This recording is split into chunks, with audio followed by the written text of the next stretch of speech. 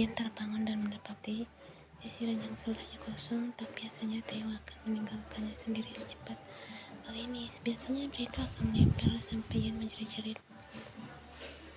Dengan netra yang mendapati kekacauan di ruangan ini yang masih utuh, Ian kemudian menduga bahwasanya Theo tengah berada di kamar mandi. Oleh karena itu, Ian pun memanggil Theo dengan suara seraknya. Sesungguhnya dia masih ingin tidur, hanya saja melihat ketiadaan Taehyung di sisinya membuatnya enggan terlelap lagi.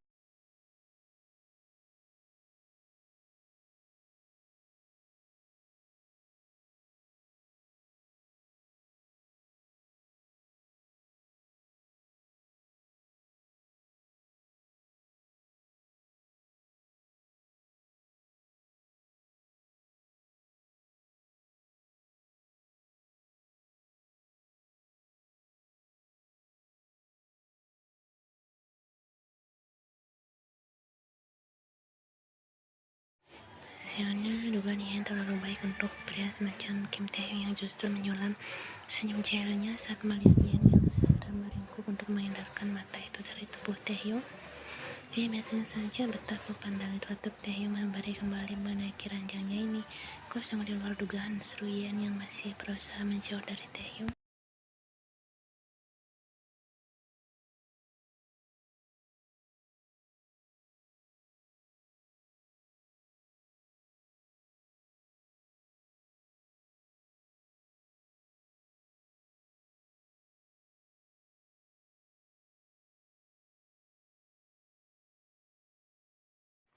Kim Taehyung bersamanya sejak semalam sampai pagi datang. Pria itu tak turut pergi seperti bulan yang meninggalkan langitnya ketika fajar menyapa. Sementara itu, melihat bahwa Ian tengah tersenyum ke arahnya, Taehyung yang sudah berada di bak selimut yang sama dengan Ian pun bertanya. Masih dengan senyumnya, Ian kemudian menggeleng sebelum bersuara, tidak apa-apa. Kau benar tahu ya Pak sayang, tanya Taehyung dengan lengan yang sudah menjadi halus kepala Ian.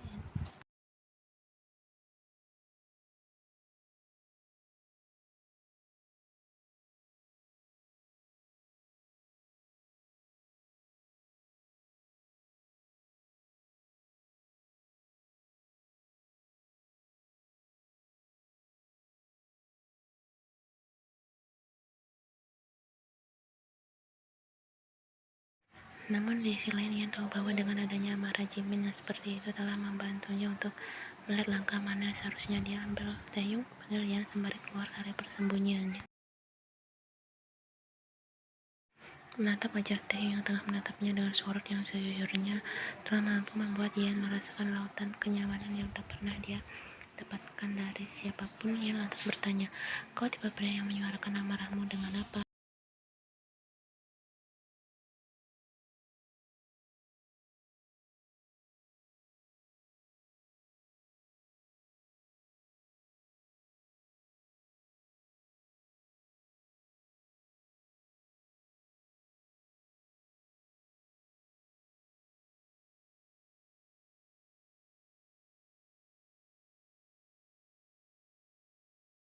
Taehyung yang melihat bagaimana kerusuhan itu tampak menggemaskan untuknya, kemudian menggunakan jemarnya untuk mencubit bibir Ian seraya menjawab, kurasa begitu.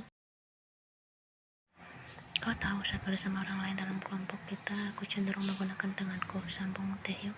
Jika marah padaku, apa kau akan memukulku? Tanya Ian.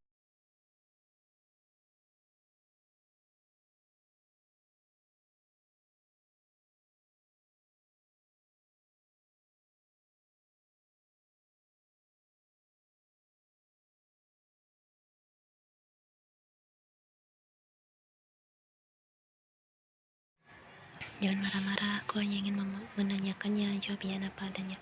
Lu apa menanyakannya? Tanya Taehyung yang masih menggunakan nada bicara yang ketus. Tanpa ragu yang menjawab, sebelum hidup bersama seseorang setidaknya kau harus tahu bagaimana cara menyuarakan amarahnya, harus tahu bagaimana cara dia marah.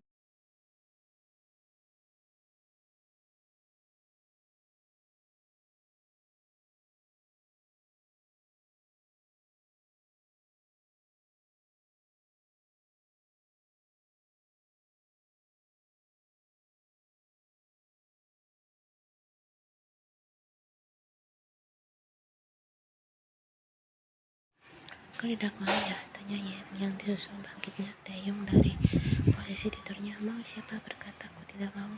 Ayo kita hidup bersama mulai hari ini. Maksudku, ayo kita meminta Jin Yonggi terlebih dahulu. Balas Taeyong dengan semangat. Ia tidak tahu harus beraksi seperti apa selain dengan senyumannya. Bersama lengan yang menumpuk kepalanya sendiri di atas ranjang ini, ia lantas berujar, pakai dulu celana sayang.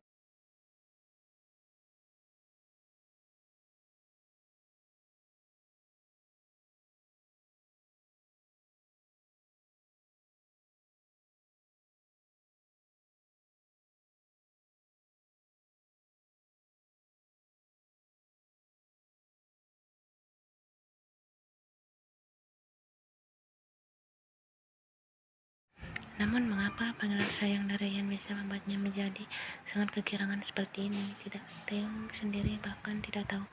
Kau membantu? Tanya Yan seorangnya bangkit dari posisi tidurnya. Tak lupa wanita itu juga turut menarik selimut. Kendati jantungnya masih bekerja secara gila-gilaan, Kim Taeyong tetap berusaha menjaga cedaranya dengan memberi geleng. Lalu ketika dia hendak mengatakan sesuatu kepada Yan, dengan tiba-tiba wanita di sampingnya ini menarik tenggoknya hingga satu kecupan berhasil mendarat dengan sempurna di permukaan pipi kanan Taeyong.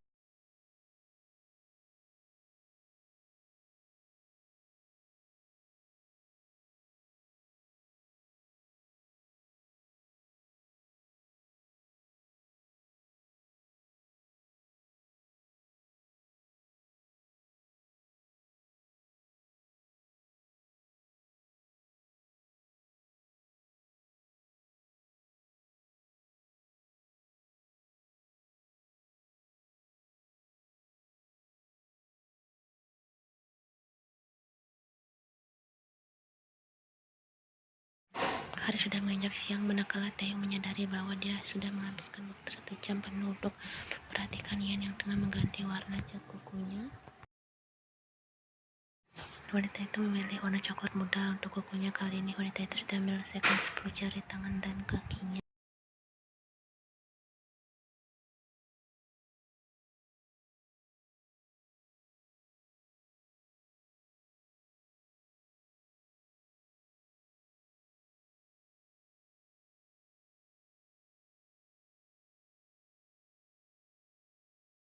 Kau mengirim foto ini kepada siapa? Tanya Taeyong kepada Yan yang masih berburu cahaya agar fotonya tampak bagus.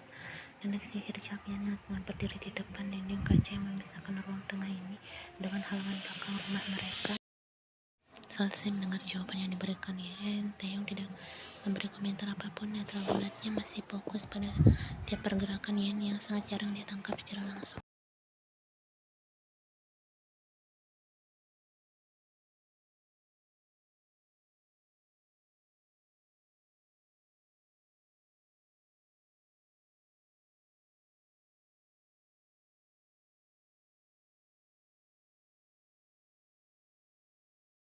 Memang benar, dalam kelompok mereka, Taeyong dan Yan adalah yang paling sering bertengkar karena hal kecil. Walaupun setelah keduanya bertengkar di depan anggota kelompok mereka akan berbaikan saat sedang bersama hanya untuk menyampaikan hasrat benar-benar hubungan gila. Pasal pertengkaran dalam kelompok itu sesungguhnya ialah yang paling sering disebut emosi. Kesabaran wanita itu hanya bernilai tipis, lebih tipis dibanding keimanannya.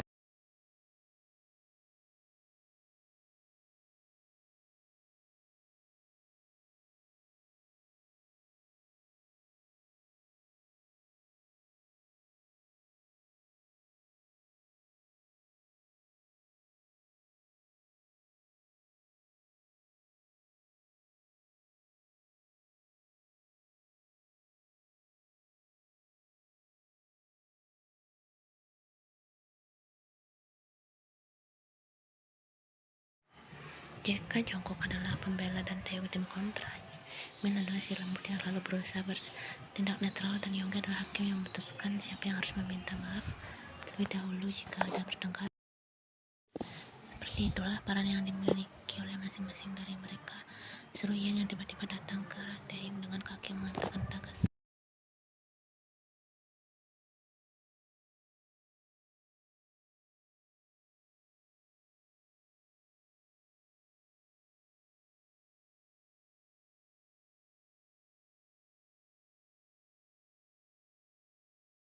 serta mengawasi apa yang dilakukan oleh YN. Berbekal rasa terkejut juga, tanya ditatapnya. Taeyong lantas bertanya, "Pah, siapa?" "Nana," dia berkata. "Warna coklat di kukuku membuat kukuku seperti kuku nenek-nenek," seru YN yang terlihat seolah tengah mengaduk kepala Taeyong, atau mungkin memang itu yang tengah dilakukan oleh wanita itu. Taeyong merengek YN yang sudah duduk di samping Taeyong. Pasti dia tidak tahu harus memberi respon seperti apa. Karena itulah Taeyong hanya memberi diamnya saat YN terus merengek seperti anak kecil. Namun diamnya Taeyong ternyata semakin membuat YN menjadi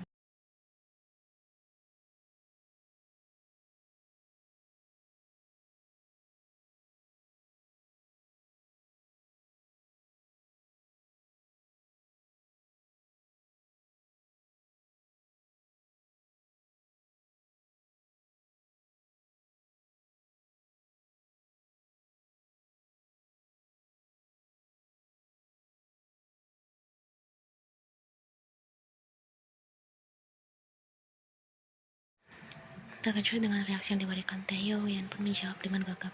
"Menghapusnya," Nana berkata. "Kukuku jadi terlihat seperti kuku nenek-nenek karena warnanya coklat." Ryan memang si pembuat onar, tetapi wanita itu tak pernah merengek sampai seperti ini. Bahkan ketika wanita itu harus berperang melawan Taeyong untuk ajang perebutan gelas untuk minum air putih.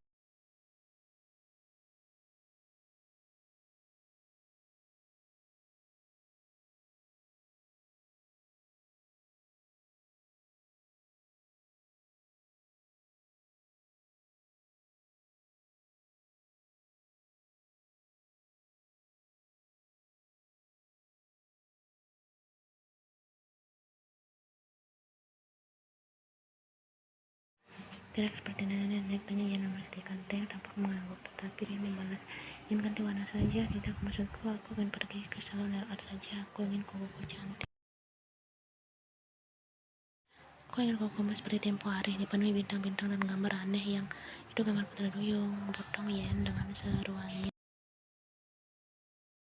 Yan hampir saja mengambil alih tangannya dari cengkraman Taeyong, tetapi pria itu mempertahankannya dengan segera. Dengan netra yang sama-sama saling bertukar tatapan tajam, Taeyong lalu bertanya, "Aku sepertinya tidak pernah bertingkah brengsek kepadamu, tapi kenapa kau selalu memanggilku dengan itu?"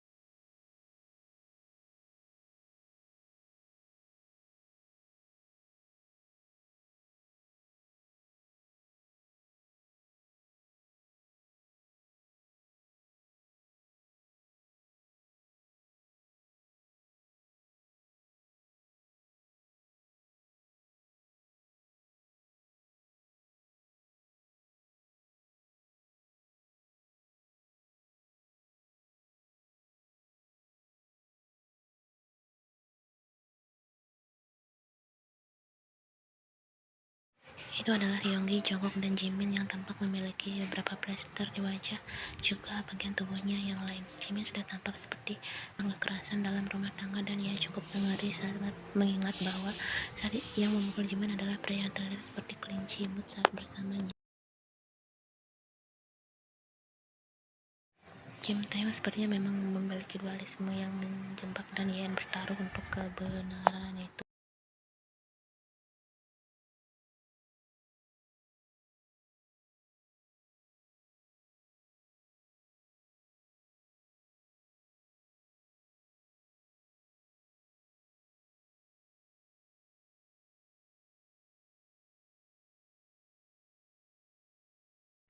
Kendati alasan utama dari tidak makannya mereka adalah rasa malas, tetap saja tidak bisa memasak adalah alasan yang perlu disebut. Sementara itu, yang melihat kekompakan dua adiknya itu kemudian menyulam senyumnya sebelum berujar, "Ingin makan apa? Aku akan memasak."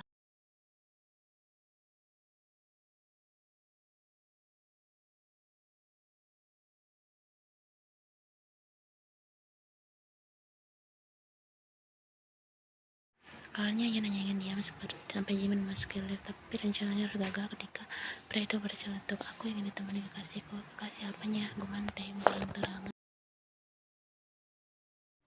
Akan tetapi yang di belakang sana Yonggi justru membalas, mereka masih sepasang kekasih, biarkan saja. Jika saja kalimat itu tak keluar dari mulut Yonggi, sudah pasti Taeyong akan melempar si pemilik kalimat itu ke neraka terdalam.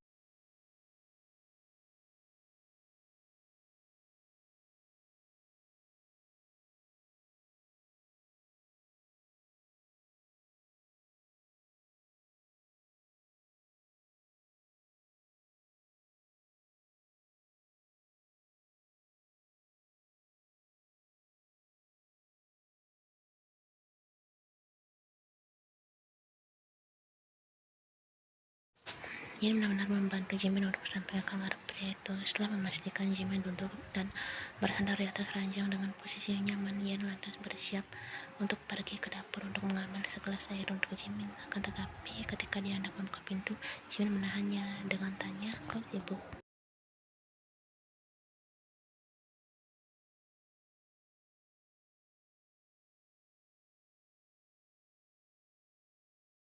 Ingin pada sekarang tanya dengan nada bicara yang tenang, bahkan kelewat tenang ketika yang ada di dalam kepalanya hanyalah ketakutannya atas kejadian semalam. Berbeda dengan Ian yang terlihat tenang, pria itu terlihat cukup terkejut dengan apa yang baru ditanyakan oleh Yen. Lalu dengan senyum manisnya dia bertanya, "Segini tukar kau putus denganku?"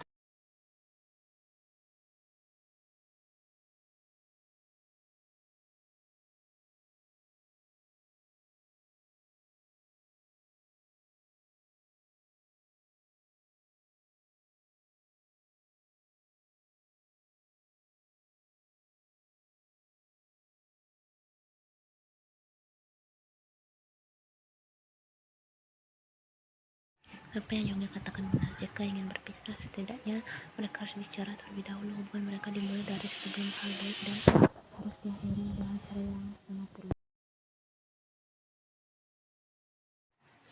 Oleh karena itu, dengan senyumannya Ian berbicara, "Maaf sudah mengecewakanmu, aku memang dan sedetik itu aku juga tahu suatu saat nanti hal buruk akan datang atas apa yang aku tanam pada aku.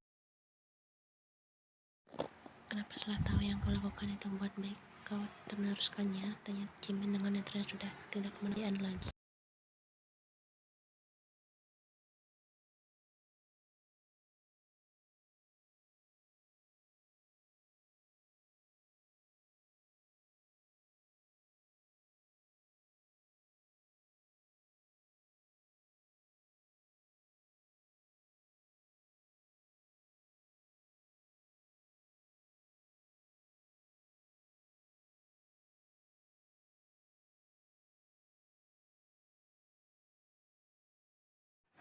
Awalnya aku kira Taeyong sama dengan semua orang yang pernah kujumpai, orang-orang yang merelakan kekalahanku atas hidup dan kematianku sendiri.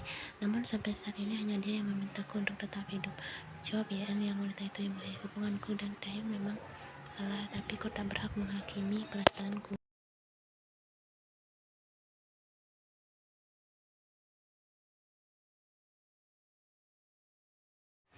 Apa yang kau katakan? Tanya Jimin yang hendak turun dari ranjang jika saja Yan tidak menghentikannya dengan berujar, "Tetap di sana, kebun tetap di tempatmu Jimin," pinta Yan yang awalnya tak dianggap oleh Jimin.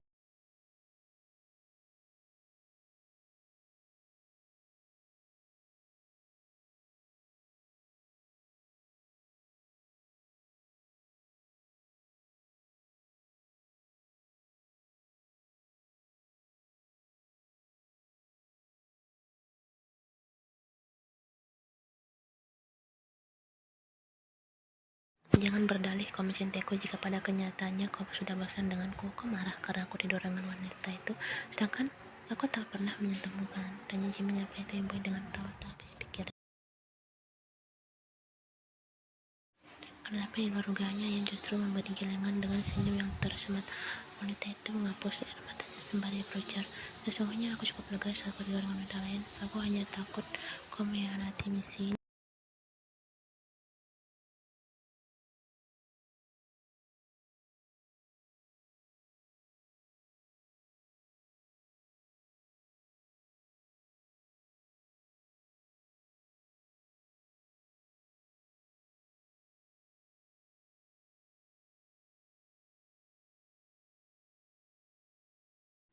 Kau berkata bahwa aku tetap menyakitiku lebih banyak kan? Dan Jimin yang berasal bukan dari Yen. Kalau begitu izinkan aku membalas semuanya agar kita bisa kembali bersama walau tak sebagai sepasang kekasih.